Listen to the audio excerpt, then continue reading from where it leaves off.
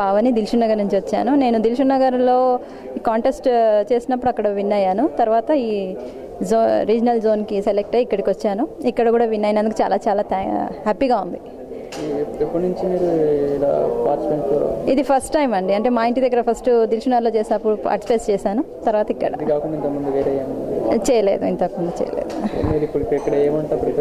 ఇక్కడ నేను wheat grass తోటి లడ్డు చేశాను. వీట్ గ్రాస్ అంటే మెయిన్ కోర్స్ చేశాను మొత్తము. రైస్, దాల్, స్వీట్స్ అంటే ఇది వీట్ గ్రాస్ తోటి స్వీట్ చేశాను, లడ్డు చేశాను. స్వీట్ గ్రాస్ తోటి జ్యూస్ చేశాను. తర్వాత శ్రీఖండ్ వచ్చి ఎప్పుడు కామన్, కానీ పిల్లలు కొంచెం ఇష్టంగా తినాలని చెప్పేసి అందులో కొంచెం క్రియేటివిటీ ఉండాలి కదా, అందుకని నేను యాపిల్ యాడ్ చేసి శ్రీఖండ్ చేశాను. కొత్తగా ఉంటుంటేనే పిల్లలు కొత్తగా ఇంట్రెస్ట్ చూపించి తింటూ ఉంటారు, అందుకని కొంచెం ఇన్నోవేటివ్గా చేస్తాను.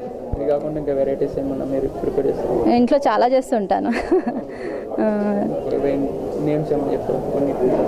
నేమ్స్ అంటే నాన్ వెజ్ బాగా చేస్తాను. అందులో పుంటి కూర, మటన్ చాలా బాగా చేస్తాను.